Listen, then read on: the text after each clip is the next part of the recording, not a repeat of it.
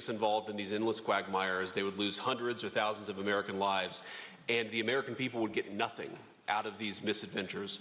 And now you have an American president who's empowered the American military to stop the flow of drugs into our country and to ensure that we, as opposed to our adversaries, control one of the great energy reserves that exist anywhere in the entire world.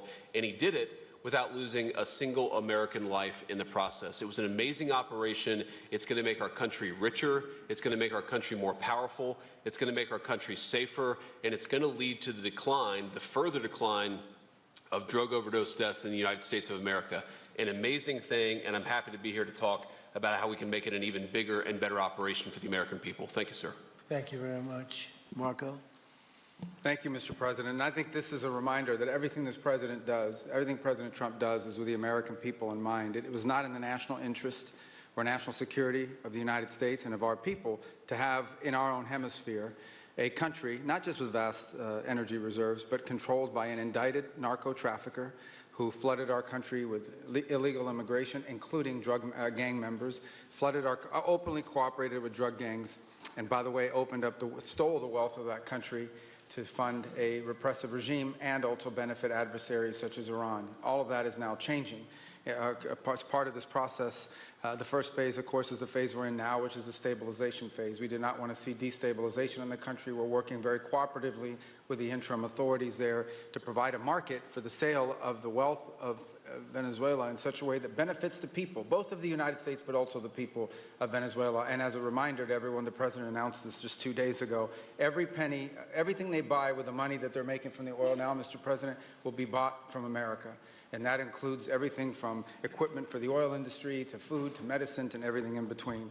The second will be a phase of recovery, and then some of these phases will interlap, and that is to have a normal economy again where the money goes to the benefit of people, not the benefit of our adversaries or the benefit of elements in that country and around the world that are against our interests, at the same time as a process of reconciliation has to happen internally among the different sectors of society and politics and the like.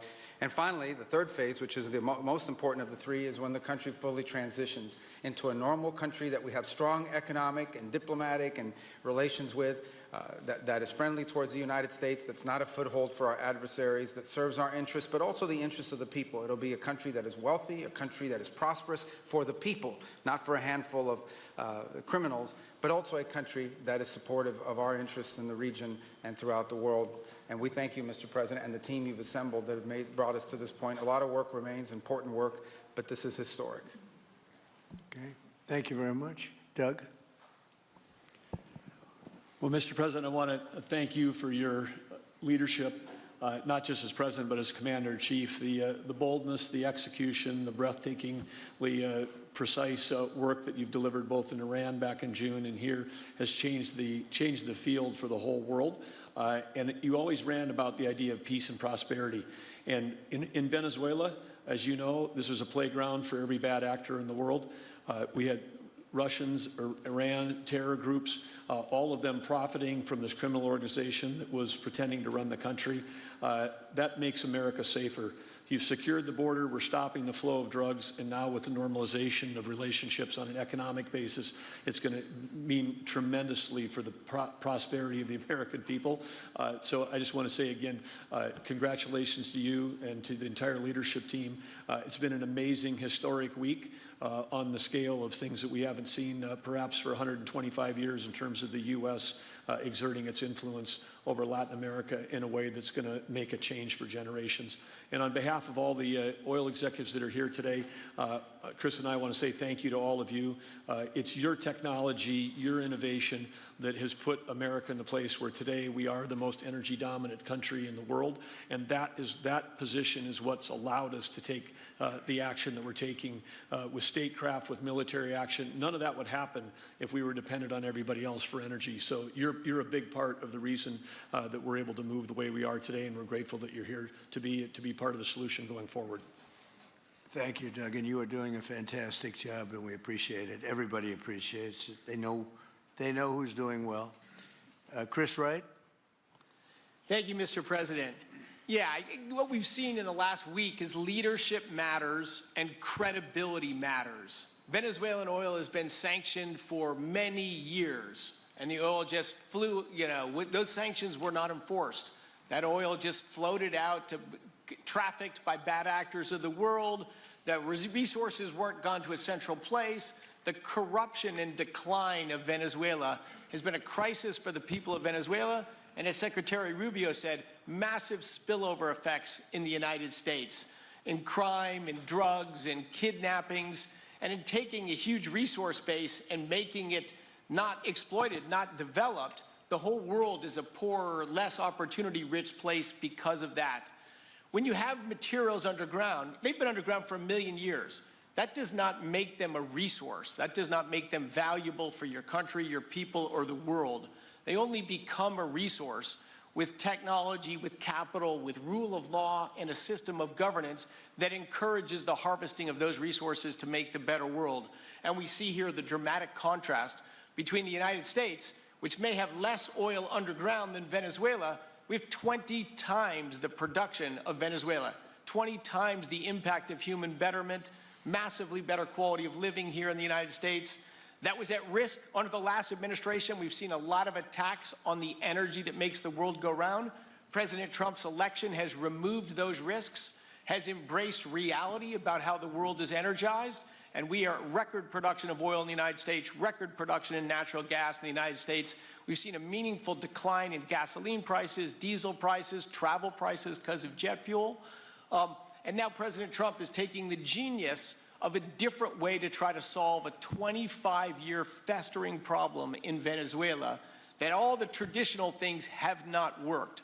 But ordering both a tremendous military operation to remove the heads of a criminal organization masquerading as a government, and then to use the power of our military, not to fire bullets, but to stop the flow of Venezuelan oil to the world, immediately gave us leverage over the interim authorities in Venezuela and has allowed us to be in this position today where the actions of this government can massively improve Venezuela for the better, and the bigger impact is to massively improve the quality of life, affordability, safety, and security of the United States.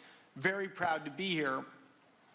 And we'll turn it over to Mark Nelson, who's the vice chairman of Chevron. Chevron has been in Venezuela for over 100 years, continuously.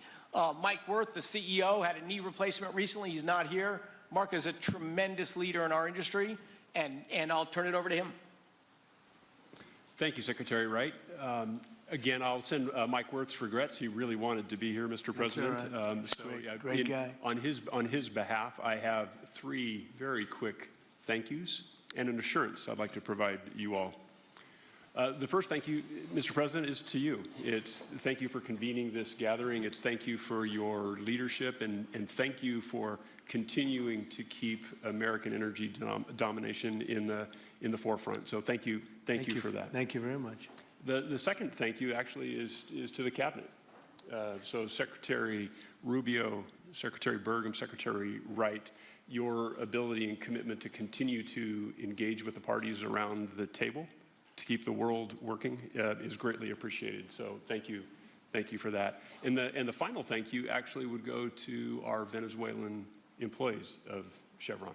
They have been working tirelessly to operate safely, protect the environment in country, and their dedication and skill will help us in this next chapter. And finally, I'll close with the assurance. For more than a century, Chevron has been a part of Venezuela's past. We are certainly committed to its present, and we very much look forward as a proud American company to help it build a better future. And so, Mr. President, thank you for your leadership. And you really suffered there. You stuck it out. A lot of people left. A lot of big companies left. Many of the people sitting at this table left because of the safety risk and other risks. But you stuck it out. I give you credit for that. Sometimes it was hard. I remember 6 months ago I told you to stay, just stay. Things are going to happen. You'll be very happy. I didn't know they were going to happen this fast or this conclusively. One thing I think everyone has to know is that if we didn't do this, China or Russia would have done it. And if China or Russia were a next-door neighbor, because essentially this is not around the other parts of the world so far away where you fly in an airplane for 24 hours before you get there. This is sort of a next-door neighbor, if you think about it. And I told China and I told Russia, we get along with you very well. We like you very much. We don't want you there. Not going to be there. And if we didn't do this, China would have been there and Russia would have been there. Maybe they both would have been there together, but they're not going to be there now. One thing I will tell them, and I will tell you, that we are open for business. China can buy all the oil they want from us there or in the United States. Russia can get all the oil they need from us, and they do like oil, even though they produce a lot of it. But China and Russia and everybody else is able to go, and we'll be open for business almost immediately. I have a feeling the $100 million will be spent $100 billion will be spent very, very rapidly by these very big, powerful, and rich companies, and I think they're going to be able to rebuild the infrastructure. And I hope it's going to be brand new as opposed to a rehab, because I know the tremendous difference between the new and the not so new in your industry. The new is much more beautiful, much better in every way, and actually much smaller. It's like everything else, gets smaller and stronger. It's a combination of smaller, better, and stronger. So I hope you're going to build all brand new stuff, rip out the old crap that's been there for so many years, and do it the right way. You're going to be there a long time if we make a deal. If we make a deal, you're going to be there a long time. If we don't make a deal, you won't be there at all. It's, you know, sort of interesting. But again, China and Russia would have been there if we didn't do this. And the other thing people ask about the second wave, I don't think it's going to be necessary. We have an armada, a giant armada like nobody's ever seen in that part of the world. And it's stationed off the coast. And we are getting along so well with the people that are involved and representing Venezuela that I don't think we're going to have any, I don't think it's going to be necessary to do the second wave. We were planning on a second wave, but the first wave was so powerful and so good and so strong. And frankly, the people in the country, they did the right thing. They were smart. They did the right thing. They didn't want to go through a second wave. But we've got a tremendous number of the most powerful ships in the world right there. I don't think we're going to have to use that. I'm happy to say that. I don't think we're going to have to use that at all. If I could ask Chevron, you did a great job. I want to thank you. And ExxonMobil, if you would say a few words, and then followed by Conoco, great companies, massive companies, great companies. Exxon, please. Sure. Thank you, Mr. President. I appreciate the invitation and the opportunity, frankly, for the entire industry to show up and provide a perspective. Frankly, we've been kind of unresponsive to the press regarding Venezuela. But I guess today's the opportunity to address the press directly with respect to a number of questions that have been asked of ExxonMobil. First and foremost, obviously, is the interest that we have in Venezuela. And I think, you know, the way I would position that, I think one of the reasons why we see many of the industry players here is we're in a depletion business for a product that is in great demand and will be in demand for many, many, many decades to come. And as a depletion business, the biggest challenge we have is finding resources. There's an opportunity in Venezuela with all the resources there is we don't have that challenge of finding, we have the challenge of developing those resources. So I think it's in the best interest of these companies and, frankly, society as a whole for the industry to be interested in understanding what the opportunity here represents. I'll just share a philosophy that ExxonMobil has when we enter countries, because we do business all around the world in a number of different regimes. We take a very long-term perspective. The investments that we make span decades and decades, so we do not go into any opportunity with a short-term mindset. And there's a value proposition that we have to meet. It has to be a win-win-win proposition. Obviously, it has to be a win for the company and our shareholders and to generate a return for the investments that we make. It has to be a win for the government. The resources are an important source of revenue that helps support the people of the places that we do business. And it has to be a win for the people. We have to be wanted there and to be a good neighbor. And those three things ensure a stable, long-term platform for the large investments that we make for the long term. With respect to Venezuela in particular, we have a very long history in Venezuela. In fact, we first got into Venezuela back in the 1940s. We've had our assets seized there twice. And so you can imagine to re-enter a third time would require some pretty significant changes from what we've historically seen here and what is currently the state. If we look at the legal and commercial constructs and frameworks in place today in Venezuela, today it's uninvestable. And so significant changes have to be made to those commercial frameworks, the legal system. There has to be durable investment protections, and there has to be a change to the hydrocarbon laws in the country. We're confident that with this administration and President Trump working hand in hand with the Venezuelan government, that those changes can be put in place. And with respect to the Venezuelan government, that perspective we don't have a view on. We haven't talked to the Venezuelan government, and obviously we have yet to assess the people's perspective with respect to ExxonMobil entering the country. In the short term, there are things that can be done while these longer-term issues are being worked. For us, we haven't been in the country for almost 20 years. We think it's absolutely critical in the short term that we get a technical team in place to assess the current state of the industry and the assets, to understand what would be involved to help the people of Venezuela get production back on the market. With the invitation of the Venezuelan government and with appropriate security guarantees, we are ready to put a team on the ground there. We also have a integrated set of capabilities from production to refining to trading, and I think we can be of assistance to getting the Venezuelan crude to market and realizing a market price to help, again, with the financial situation in Venezuela. So those are my short-term perspective that I have. I'd say maybe close with a thank you, Mr. President, for the work that you've done to secure not only the national security, but the energy security of the region. And then thank you, Secretary Rubio, Secretary Wright, Secretary Burgum, for your leadership in this matter. Thank you. How long would it take you, Darren, as Exxon to, if we make a deal, how long would it take you to get in there and get started? Well, the first step, this technical team, as I talked with Secretary Wright earlier this week, we started from the beginning to put the team together so that if and when it was needed, we could hit the ground almost immediately. So we can hit the ground within the next couple of weeks, start the assessment, and then from there we need to understand. That's what we want. We want speed and quality. That's what we want. Thank you, Darren. And Conoco, Ryan. Thank you, Mr. President. Appreciate the opportunity to be here too, and you've assembled a great team. And our congratulations as well for removing one of the terrible people in the world and bringing them to justice. It was quite amazing. I think you've given hope to the people of Venezuela again, which I think is quite remarkable. And we've been on the other end of that despot regime a long time. Our assets were expropriated. I had a little bit more hair when that happened. And, you know, I think we're the largest non-sovereign credit holder in Venezuela today. So we're at a bit of a different situation, but I think your big and bold idea to use energy commerce instead of conflict is something that could make a real big difference in Venezuela. And our company certainly stands ready to help in that endeavor. Encourage you to continue to think bigger and even bolder. And we've had some discussions with your energy team about that as well.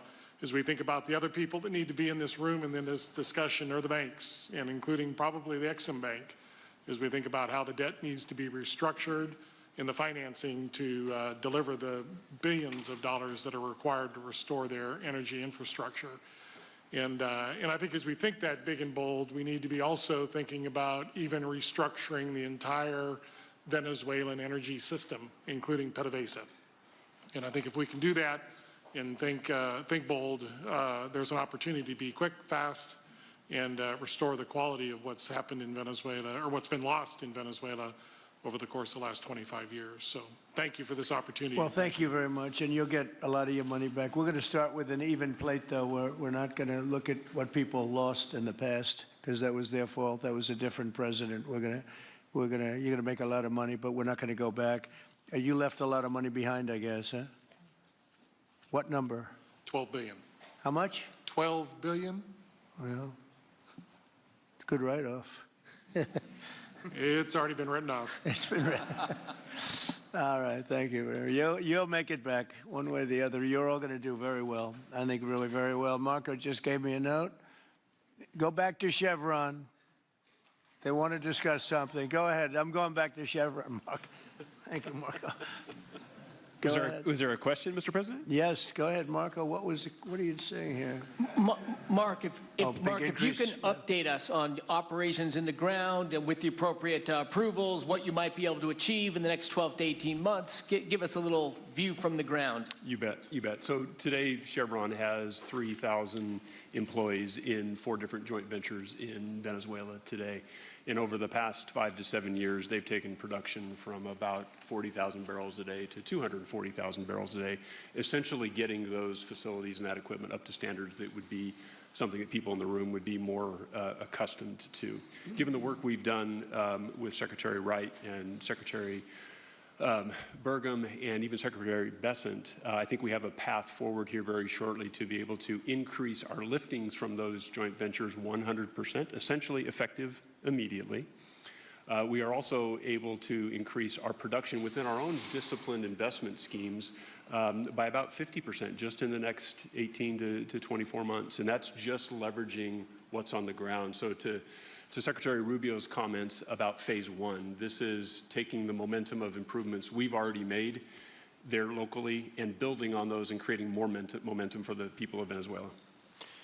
Do you think you have an advantage being there? It's, you've been there by the skin of your teeth. It's been tough for you to be there. But do you think you have an advantage over the other people in this room by the fact that you are there? Yeah, I think there are, Mr. President, I think there would be days where it didn't feel like an advantage, and there are days where it does feel like an advantage. But having people on the ground today that care desperately about the people of Venezuela and know how to operate the assets that are there, is a definite advantage today. Would you say the best locations are available, or would you say the best locations are already sort of worked, even though they're in very bad shape? The best locations for finding oil, the best locations for oil? There are more opportunities than not, Mr. President. With 300 billion barrels of reserves and resources in country, there are lots of opportunities for many companies. Will you be building new, or will you be using the old infrastructure that you have? Yeah, today it's a little bit of a mix, but today it's mostly us taking the equipment of today, getting it to the standards that we are accustomed to your comments about making it how it should be today. Most of the investments that we've been making are about getting it up to our standards. Well, I think you're going to make an investment, but you're going to get your money back very quickly, and that's part of our thing. We're going to have you get your money back fast, and then you'll give a lot to Venezuela and to the United States after that. Okay, so you'll be in good shape. Could I ask Harold Hamm to say a few words? He's been a friend of mine for a long time. Very amazing man, actually, amazing energy person. Well, thank you, Mr. President. It's good to be here with so many dignified people. And this effort particularly, and thank you for your effort for what you've done here, taking this despot out of that area. And the world dealt with him way too long. Certainly our industry knows that this is a real jewel that can be developed for the people of Venezuela and also benefit the world. And like Secretary Wright said, it has not been done. That's not been done in the past, and they had a good chance at it. Brought someone in that totally took it down, as everybody knows here, and that was Chavez, and we know what happened to him finally. But that ruined the industry in Venezuela, and all of us know how that happened, ended very well, very wrongly. So anyway, we're glad to see what's happened here and look forward for the opportunity for a lot of people in this room, but also for America and the country itself. Are you going to be involved in going in? Because, he's in North Dakota and he's in Oklahoma and some incredible places. It's a little bit different, but there's no doubt about you won't have to worry about the straw too much here. You can just go at it. Are you going to be one of the participants? Well, certainly, I'm an oil finder, like you said. Barry Switzer, told that story. The coach. And he's kind of exaggerated a little bit. It doesn't come out quite that easily usually. But anyway, great story. I love it. But I love Barry. Barry's the one that told me this. Yeah, he's a champion, in a lot of ways. So love that story. Certainly, it excites me as an explorationist. You know, everybody has that in their blood, and you know, it is a very exciting country and a lot of reserves. And so it's got its challenges, and the industry knows how to handle that. And like Darren said, you know, you go into your eyes open and do the best you can with the team you got.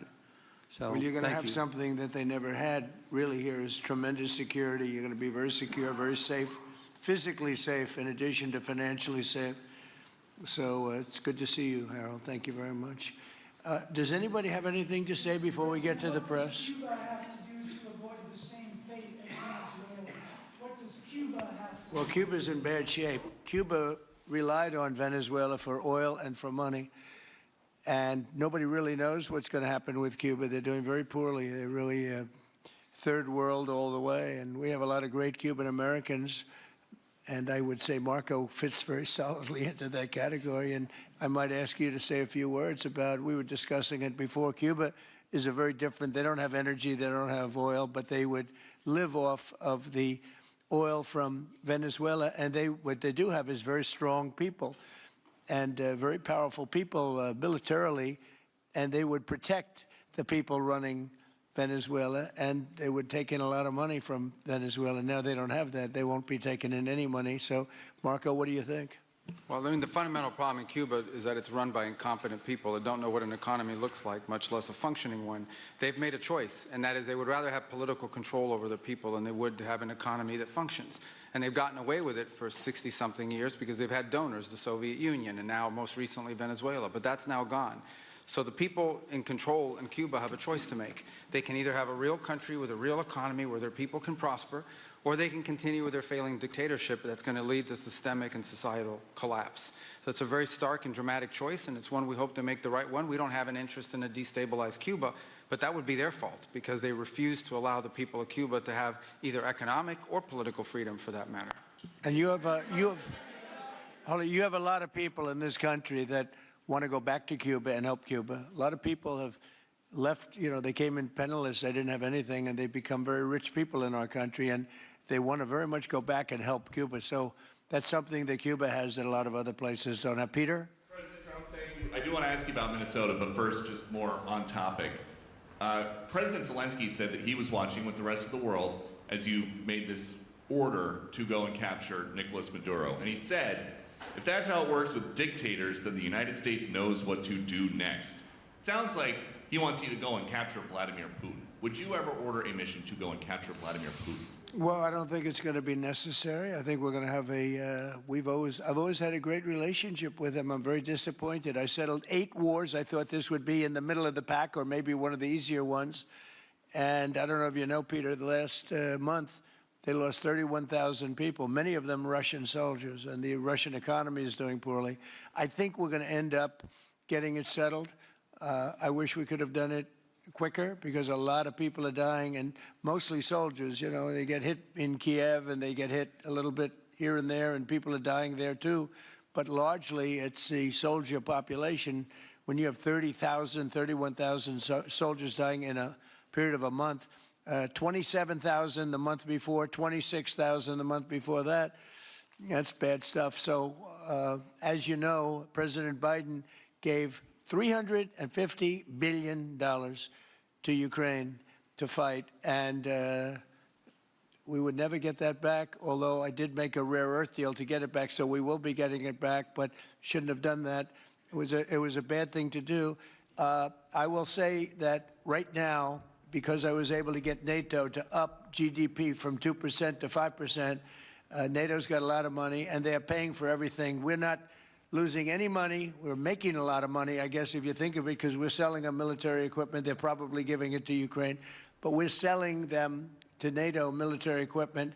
We're getting full price and all of that. But that's not a big deal to me. What is a big deal is stopping a war where 30,000 people are being killed every single month. And on Minnesota, the vice president yesterday suggested that Renee Good, who was killed by this ICE officer, was part of a broad left-wing network. What has your team told you about this broad left-wing network. Who is in charge of it? Who's part of it? What's it called? Well, I haven't seen the Vice President's statement, but he's generally very accurate. I hate to say. Look, I watched that yesterday, and there were a lot of different forms to it. But there was a woman screaming, "Shame, shame, shame, shame." She was a agitator, probably a paid agitator, but in my opinion, she was an agitator, a very high-level agitator, so professional. She wouldn't stop screaming. I said, this isn't a normal situation. This is a professional troublemaker, because you heard it and I had it. Now, I will say this. The news sort of turned her down, turned her off, because you're trying to watch. She was so loud and so crazy and just not normal. When somebody sees something like that, they don't go screaming and the same words. So I guess you could say professional, but I didn't think she did a very good job. You have agitators, and we will always be protecting ICE, and we're always going to be protecting our Border Patrol and our law enforcement. Yeah. Thank you, Mr. President. Mr. President, in your conversations with these oil executives today, did you provide any security guarantees so that they can do their work safely in Venezuela? Yeah. And separately, Mr. President, they will have those guarantees, yes. And separately, Mr. President, I'm curious in terms of the future of Venezuela. Do you see Venezuela, now led by Delcy Rodriguez, as an ally of the U.S.? Is that the way that you view that country right now? Well, right now they seem to be an ally, and I think it'll continue to be an ally, and we don't want to have Russia there. We don't want to have China there. And by the way, we don't want Russia or China going to Greenland, which if we don't take Greenland, you're going to have Russia or China as your next-door neighbor. That's not going to happen.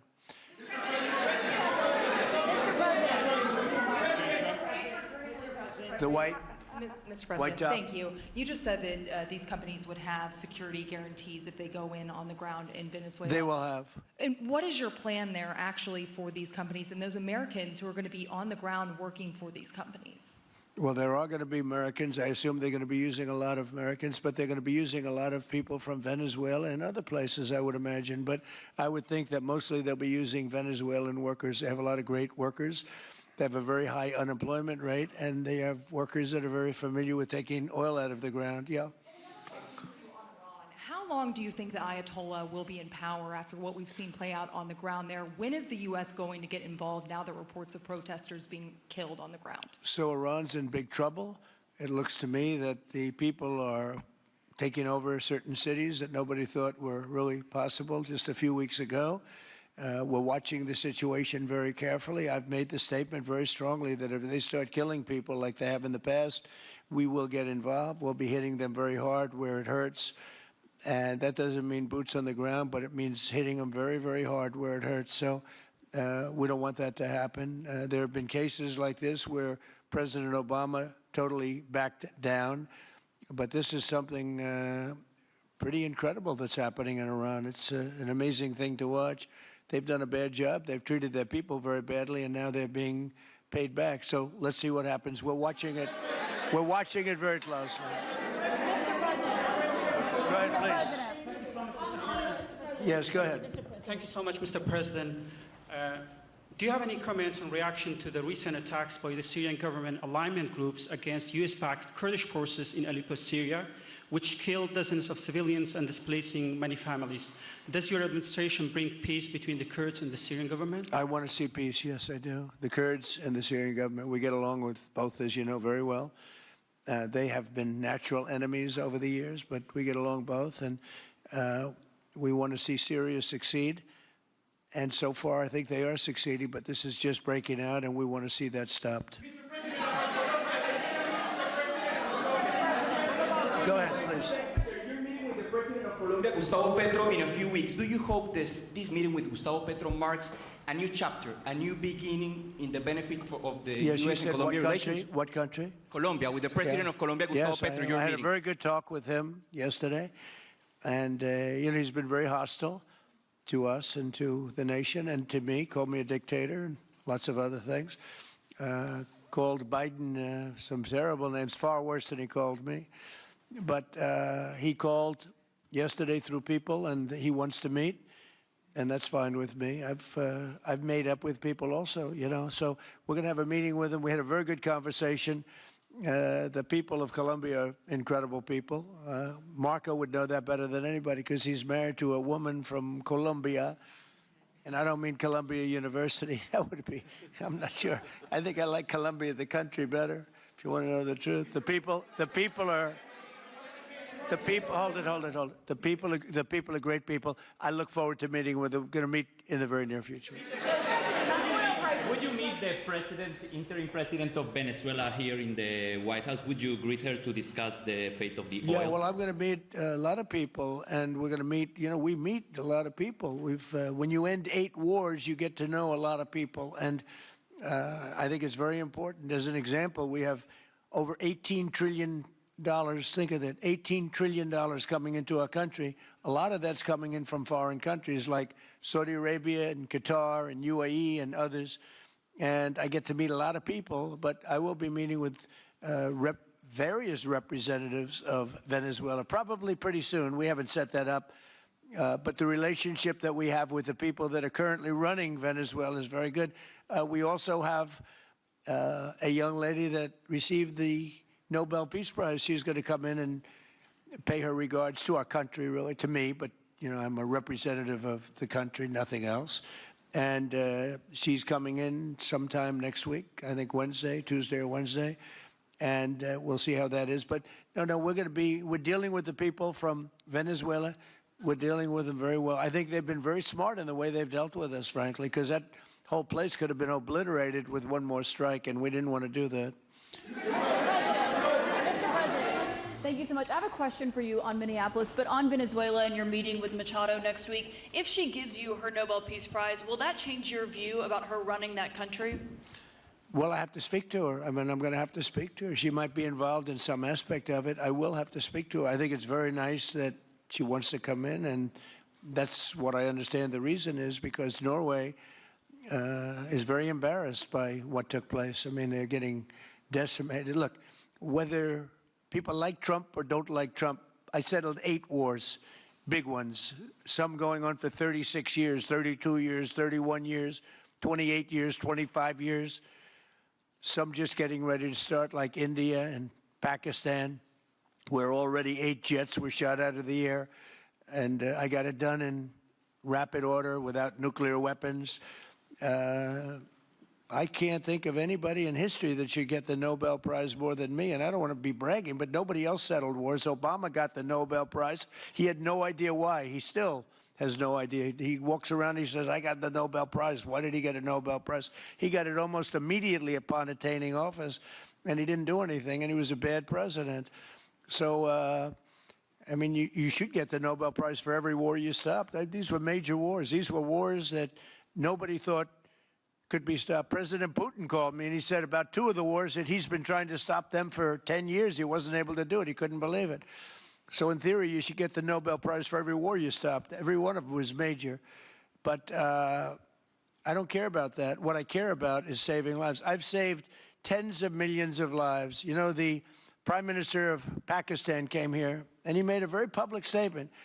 He said that President Trump saved minimum 10 million lives having to do with Pakistan and India, and that was going to be raging. So, you know, but I'm honored that she's coming here. I look forward to meeting her, yes. And on Minneapolis, wait, I have a follow-up. Go ahead. On Minneapolis, Mr. President, I have a follow-up for you. The state officials there have said that the FBI is not sharing evidence with them. Typically, they would conduct a joint investigation, as you know. Do you believe that the FBI should be sharing evidence with state officials in Minnesota? Well, normally I would, but they're crooked officials. I mean, Minneapolis and Minnesota, what a beautiful place, but it's being destroyed. It's got an incompetent governor, fool. I mean, he's a stupid person. And it looks like the number could be $19 billion stolen from a lot of people, but largely people from Somalia. They buy their vote. They vote in a group. They buy their vote. They sell more Mercedes-Benzes in that area than almost. Can you imagine? You come over with no money, and then shortly thereafter you're driving a Mercedes-Benz. The whole thing is ridiculous. So they're very corrupt people. It's a very corrupt state. I feel that I won Minnesota. I think I won it all 3 times. Nobody's won it since Richard Nixon won it many, many years ago. I won it all 3 times, in my opinion, and it's a corrupt state, a corrupt voting state, and the Republicans ought to get smart and demand on voter ID. They ought to demand maybe same-day voting and all of the other things that you have to have a safe election.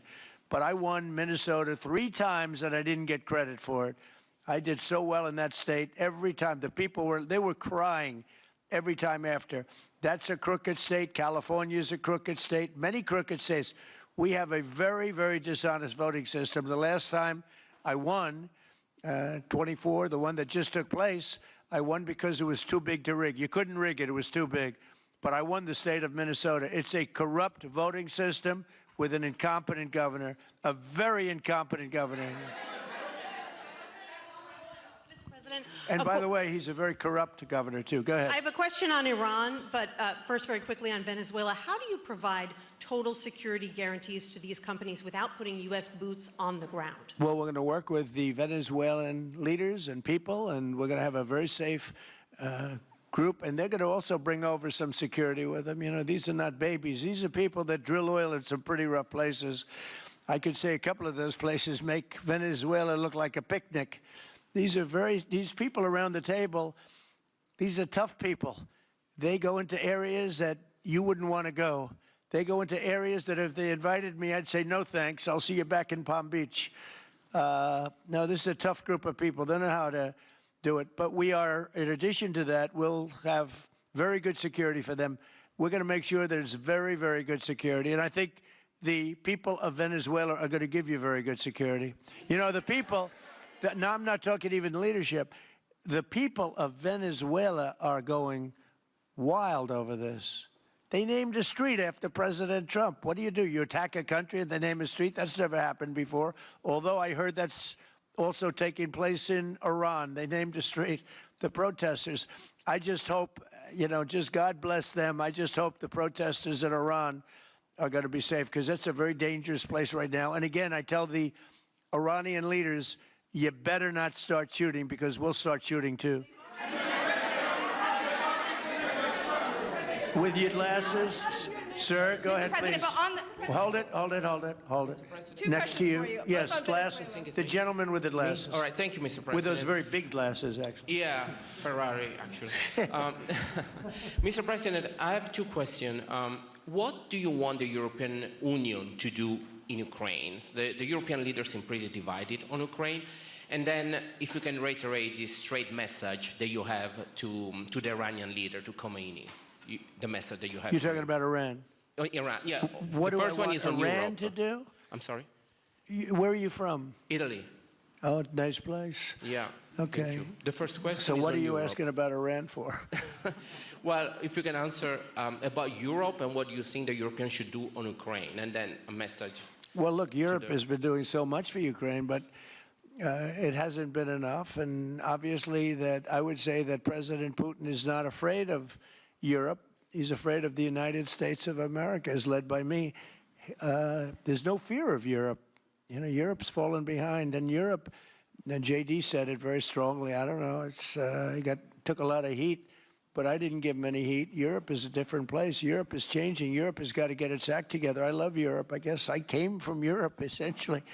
My roots are in Europe, but Europe is a different place. They have to get their act together. Now they have a great NATO leader, and they've gone up to 5% from 2% GDP. That's a big step. But they have to be very careful with their immigration policy, and they have to be very, because, you know, I will just say, to be nice, that there are certain places in Europe that are very important that are no longer recognizable. I'm being very nice. I'm being very diplomatic when I say that. They are not recognizable. And they have to be careful on energy, because they're putting windmills all over the place and losing a fortune. They're destroying their country. They're just destroying the beautiful landscapes, the beautiful everything. They're doing, and by the way, in case you people don't know, I'm not much of a windmill person. I can proudly say, Doug, that we have not approved one windmill since I've been in office, and we're going to keep it that way. My goal is to not let any windmill be built. They're losers. They lose money. They destroy your landscape. They kill your birds. They're all made in China. And all you have to do is, just about all of the windmills are made in China, the structures. All you have to do is say to China, how many windmill areas do you have in China? So far, they're not able to find any. They use coal and they use oil and gas and some nuclear, not much, but they don't have windmills. They make them and sell them to suckers like Europe and suckers like the United States before. They are the worst form of energy, the most expensive form of energy, and in 8 years they're rotted out anyway. Go take a look at Palm Springs, California, and take a look at what that looks like. It looks like a junkyard of steel. So we don't approve, and I've told my people, we will not approve windmills. Maybe we get forced to do something because some stupid person in the Biden administration agreed to do something years ago. We will not approve any windmills in this country. Two questions. On Venezuela, is it ultimately more important to you to establish stability there or democracy there?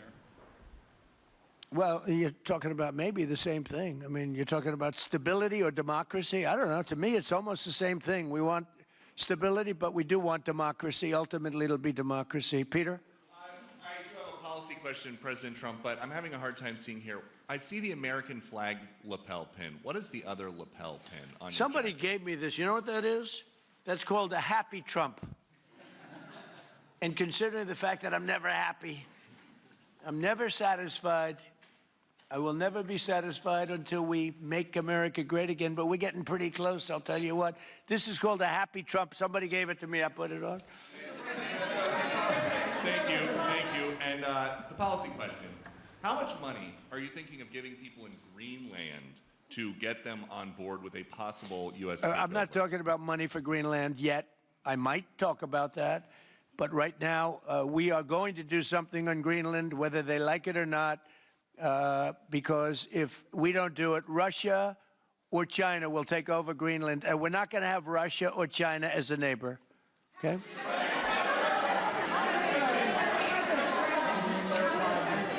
I would like to make a deal, the easy way, but if we don't do it the easy way, we're going to do it the hard way. And by the way, I'm a fan of Denmark too. I have to tell you, and they've been very nice to me. I'm a big fan, but the fact that they had a boat land there 500 years ago doesn't mean that they own the land.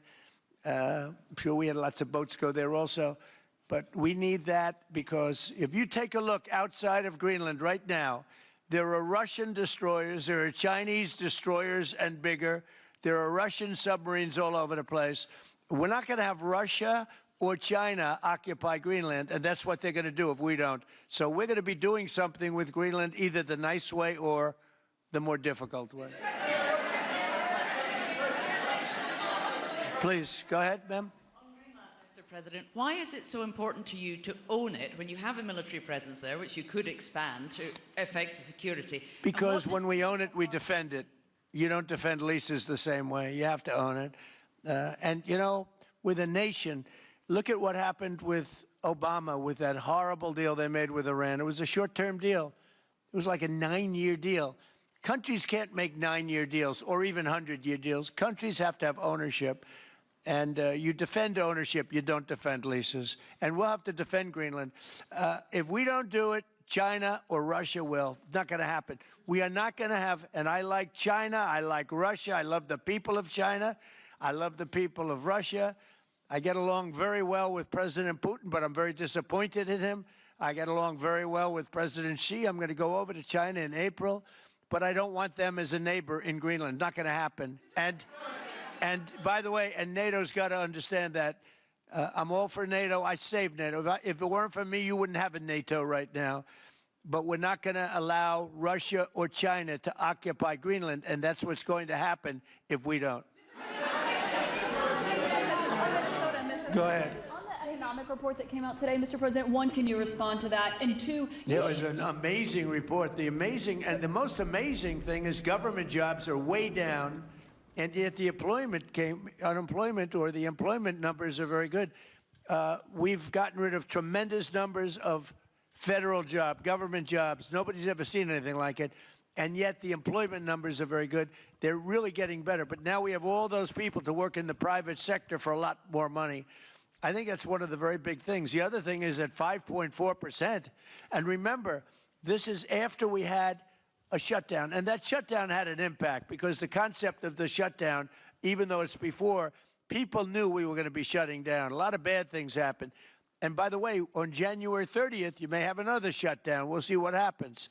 But I think the numbers, Caitlin, were really amazing. Look, to think about 5.4%, nobody thought that. They thought it was going to be 2%. And you know what it is? It's tariffs. And it's also November 5th. We had a great election, a great election. Our country was dead 1.5 years ago, and now we have the hottest country anywhere in the world. And I hope you guys were impressed. 5.4%, and we haven't even really transitioned yet. There's no reason it can't be much, much higher than that. Yeah.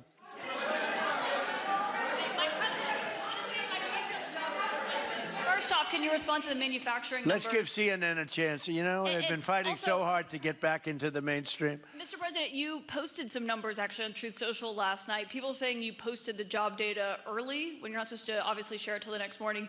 Did you do that on purpose? No, I don't know. If they posted them, I said post them whenever you get a chance. I don't know. They gave me some numbers. When people give me things, I post them. But the numbers are amazing. Yeah, please.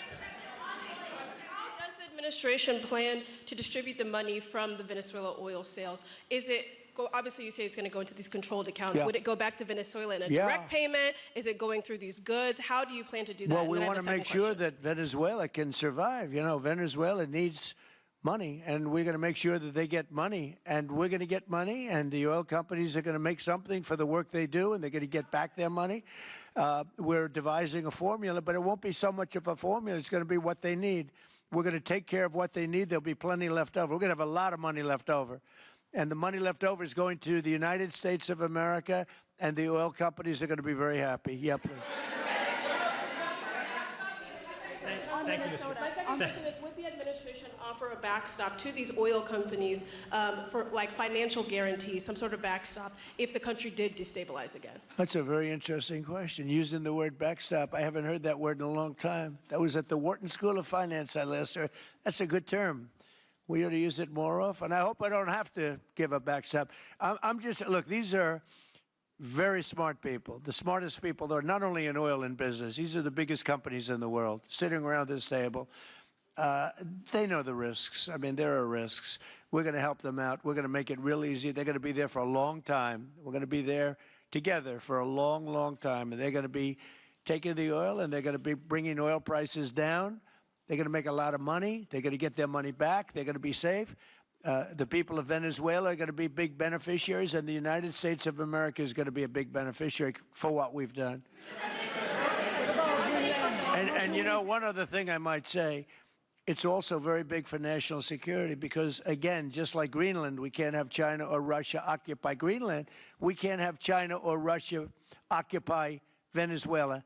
And if we didn't do what we did, China or Russia would have been in Venezuela. I think I can, where's Mr. Chevron? So let me ask you, they would have been there if we didn't do this. Do you agree with that? They certainly have a lot of economic interests in country. There's absolutely no argument about that. They were trying to be there. I mean, you know, we had a Russia, I guess sort of I call it a semi-Russian ship yesterday that we took over, and Russia decided not to defend that ship against us. It's a big movement. The ship was loaded up with oil, and we took the oil, and it came out of that port. But Russia would be there or China would be there. And we want them to be there for a different reason. We want them, do you people agree? In particular, China, they need a lot of oil. Russia doesn't need so much, but Russia was there anyway. But I assume you agree that China would like to be doing a lot of business there by buying oil. And I want to just tell President Xi and President Putin, but more so in this case, President Xi, because they do need a lot of oil. And we are open for business in the United States, and we are open for business in Venezuela, right?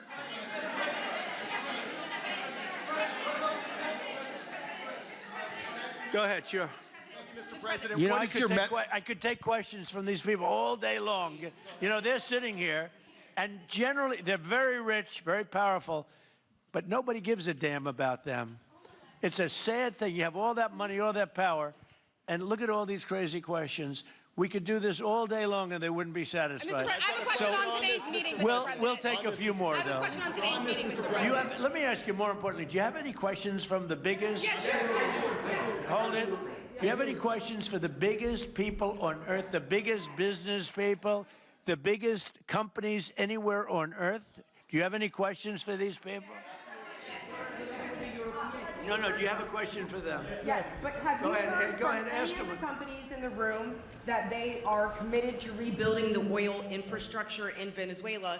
And for the executives in the room, what do you need from the administration in order to invest? That's a good question. Do you want to go and answer that question? Yeah, Exxon, small company. I'll refer you back to the statements I made before. There are a number of legal and commercial frameworks that would have to be established to even understand what kind of returns that we'd get on the investments. So I think all the investments and the opportunity sets, I think everyone sitting around this table would have the opportunity and the know-how and the capability to make the investments. The questions will ultimately be how durable are the protections from a financial standpoint, what do the returns look like, what are the commercial arrangements, the legal frameworks, all those things have to be put in place in order to make a decision to understand what your return would be over the next several decades that these $1 billion investments would be made on. You know, could I do this? Because we have, again, the biggest people on the planet Earth around this table, biggest companies in the world. I'd like to just ask them to introduce themselves. We'll start from this end and go around to here. And if you have anything to quickly say, we can do that. But you want to just start right over here? These two guys, we'll leave them out because they're with us. Please. Thank you, President Trump. John Addison at VTOL. We're here to ensure that you are going to be able to move all of this oil all around the world at the best price possible so that the influence that you have over the Venezuelans will ensure that you get what you want. Thank you. Thank you. Good point. Thank you, Mr. President. Brian Sheffield of Formentera. My grandfather, Hugh Sheffield, was president of ARCO, Venezuela. Right. Thank you for what you did. Do you like what we're doing? There's a lot of shale there, a lot of upside. He would be very happy looking down. He'd be very proud of you right now, right? Yes, sir. Good. Thank you. Mr. President, Luis Rodriguez. I'm probably the only Venezuelan American sitting on around this table. I want to personally thank you for the courage of your actions over the last couple of weeks. I think I speak, and I speak of Venezuela in general in saying there's optimism. You've brought optimism to the table, and if the conditions are met, the opportunity is absolutely immense. I agree with that. That's true. Thank you. Well said, too. It's immense. This is a tremendous opportunity. Thank you. Richard Holton from Trafigura. We're working with your administration, Mr. President, to bring that Venezuelan oil to the United States. Our first vessel should load in the next week. Great. Good job. Thank you. I think the reason that most of us are here and thinking about the future is because we trust you initially to set this program up that will work and guarantee that this can be done. And there's a huge investment that needs to be done. We've all agreed on that. And certainly we need time to see that through. So thank you for what you've done. Thank you very much. Thank you. Mr. President, I'm Lane Riggs, CEO of Valero Energy, and we're one of those companies that refineries in the U.S. are uniquely configured to run Venezuelan oil, and we're more than happy as this opportunity expands for us to further invest in our refineries to produce more of it. And you're very much set up for the heavy oil, right? Yes, sir. That's great. That's great. We're ready for it. Thank you, Mr. President. Thank you for having us here. Thank you. And thank you for opening the door to a better Venezuela. We are a Spanish company, but we are fully committed to invest here in the States.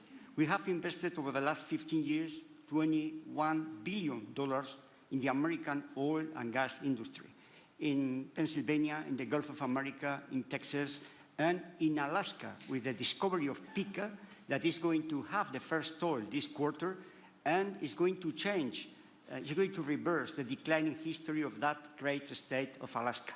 We are in Venezuela, Mr. President, with our partners of Eni we produce the gas that guarantees the stability of a half of the grid power in Venezuela.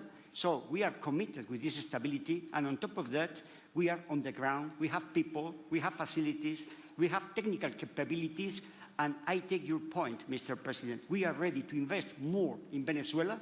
Today, we are producing 45,000 barrels a day gross of oil, and we are ready to multiply by 3 this figure in coming 2-3 years, investing hard in the country, following your recommendation, if you allow us, of course, and in the framework, commercial and legal framework that could allow this growth. So thank you, Mr. President. Thank you. Great job you've done. Thank you. Mr. President, thank you for having me. Matt Sheehy, I'm with Tallgrass Energy. We are an infrastructure business, so whether it's oil, gas, CO2, we move that around. So most of my customers are sitting around the table, and happy to lend our expertise to what's going on in Venezuela to support the people. And obviously infrastructure is going to be critical to see it repaired. Thank you. Thank you. Mr. President, thank you. An honor to be here. Marianne Mannon, Marathon Petroleum. We are one of the largest U.S. refiners. On behalf of the men and women of Marathon Petroleum and of our industry, thank you and the administration for what you're doing for U.S. energy independence. We have the ability and the capability of our assets to process Venezuelan crude, and the people of Marathon Petroleum stand ready to do so. Do we need more refineries in our country? In the U.S., probably Yes. not. We have sufficient capacity. That's amazing. A lot of it was approved during my first term. We were getting you approvals that nobody could have gotten in Louisiana and other places, and they got built. Before that, it was a disaster. We didn't have the refineries. Now we do because of the first term. Please. Darren Woods, Exxon Mobil.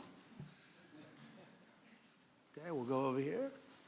Thank you, Mr. President. Jeff Hildebrand, founder and chairman of Hillcorp Energy, one of the largest private energy companies in America. Who's bigger, you or Harold?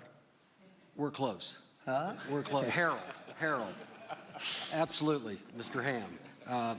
But thank you for your great, tremendous leadership in protecting the interests in the Western Hemisphere.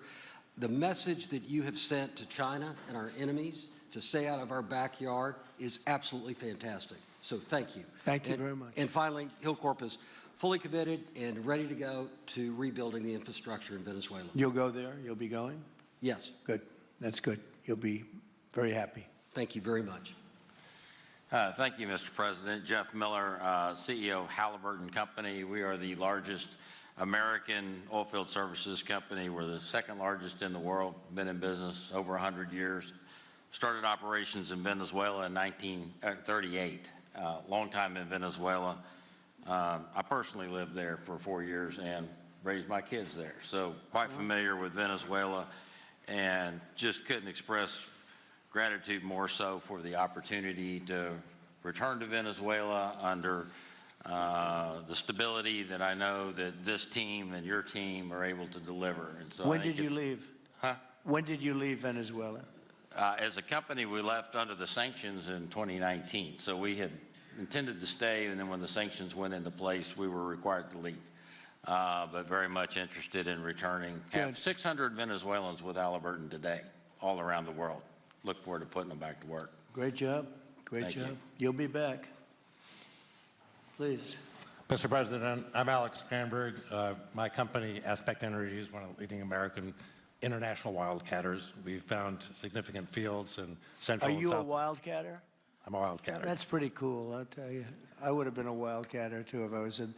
And you've been successfully wildcatting.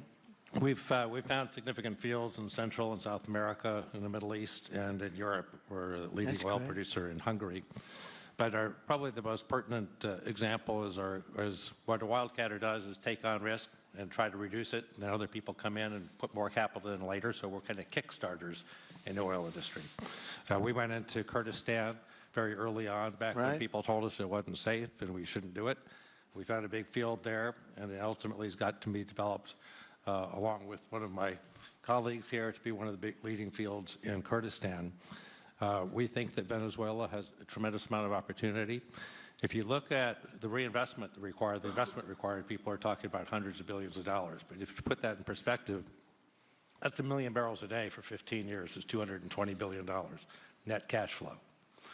So what we really need to do is to be able to kickstart production and then reinvest and have the confidence to reinvest. And what you're doing by putting the United States in control of the cash flow coming out of the country, it gives companies like ours the confidence to say we can kickstart this production and then reinvest and reinvest.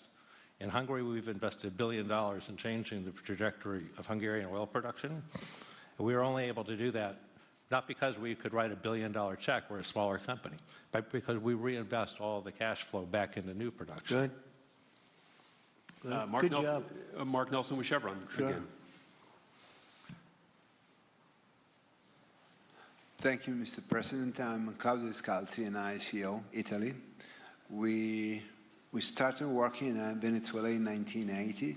We have a lot of oil, but now just the gas is flowing because it's not under sanction.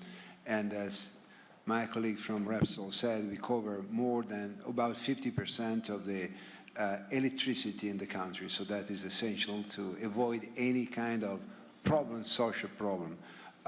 We own about 4 billion barrels of reserves, so a huge amount in the Orinoco Belt and in central Venezuela. We have now in the country 500 people, most Venezuelan, and we are ready to invest. Clearly, we are ready to invest. We thank you for the big efforts and the efficiency of your action, and we are here. And we are here to work together with the U.S. We are also a big investor in the U.S. So I know that. We thank you again, and we are there. And we are also ready to join with American companies in our assets to develop and go faster with good investors and good know-how from the U.S. company. Yeah. Thank you. You've done a great job. Thank you very much. Mr. President, Ross Perot, good to see you again. I'm chairman of Hillwood and HKN Energy. I've been in the energy business 45 years, and we have been working with your team quite a bit. We have been in Kurdistan now for 19 years, along with Alex, and built a very good business. But now with your team, we're looking in Syria, we're now in Libya, and so we are very excited to look at Venezuela with you and your group, and look forward to continuing to build this great industry. Thank you very much. Thank you. Mr. President, thank you for having us here today. Wael Salwan from Shell. Of course, we have a huge presence here in the U.S., in the Gulf, as well as in Pennsylvania with the petrochemical facility, which I think we had the opportunity to host you at, as well as being one of the largest LNG off-takers of American LNG. We have been in Venezuela for a very long time. We actually drilled in 1914 the first well that discovered oil in Venezuela, and on the back of which the entire energy industry was established in Venezuela. When we left in the 1970s because of nationalization, we had 1 million barrels per day of production. But we have kept boots on the ground in Venezuela all this time, and we now have a few $1 billion worth of opportunities to invest in, subject to OFAC approval.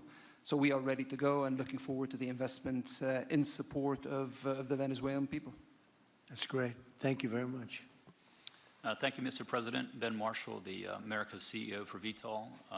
Alongside Trafigura, we're very thankful to have worked with the government and the Venezuelans to be able to bring the crude oil to market at a market price as quickly as we can to help stabilize the country. Thank you. Thank you. Ryan Lance, ConocoPhillips. I'll defer to my colleagues. Thank you, Mr. President. Olivier Lepoche, CEO of SLB, or formerly known as Schlumberger, the largest global oilfield services.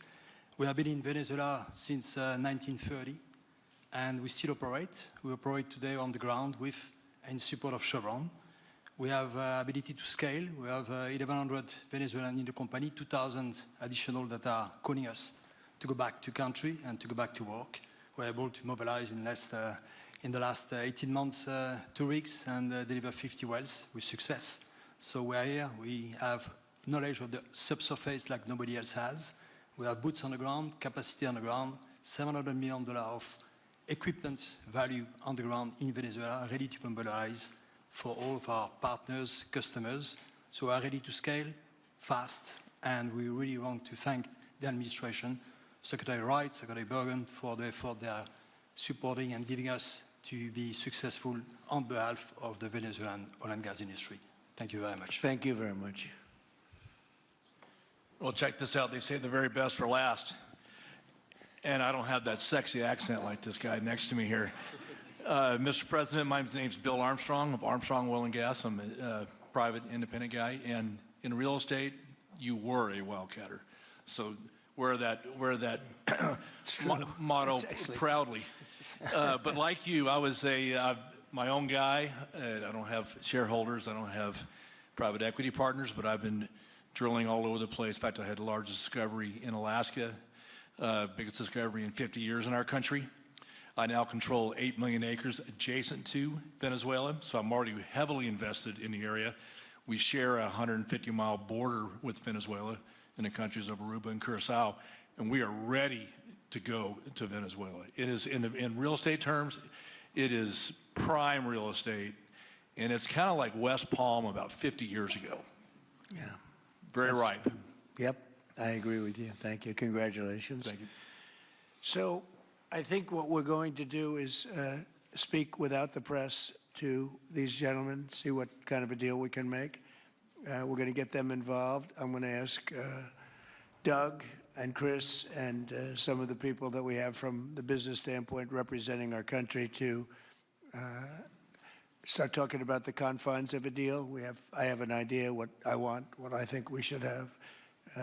We have to get them to invest, and then we have to get their money back as quickly as we can, and then we can divvy it all up between Venezuela, the United States, and them. I think it's simple. I think the formula is simple. We start with a brand new plate, and it's going to be a tremendous success. I think it's going to be probably like few other things could ever be. You know, there's so much. Venezuela's been really taken advantage of by a lot of people because they drill very little. I mean, as much as you hear they drill very, very little, very small percentage. But now that'll change, and it'll change very rapidly because these are the biggest people, and it'll change very rapidly. So if you don't mind, I'll ask the press to leave, and we will see what kind of a deal we're going to make with these geniuses, and I think you're going to come out very good. Thank you all very much. Thank you. Thank you. Thank you, Mr. President.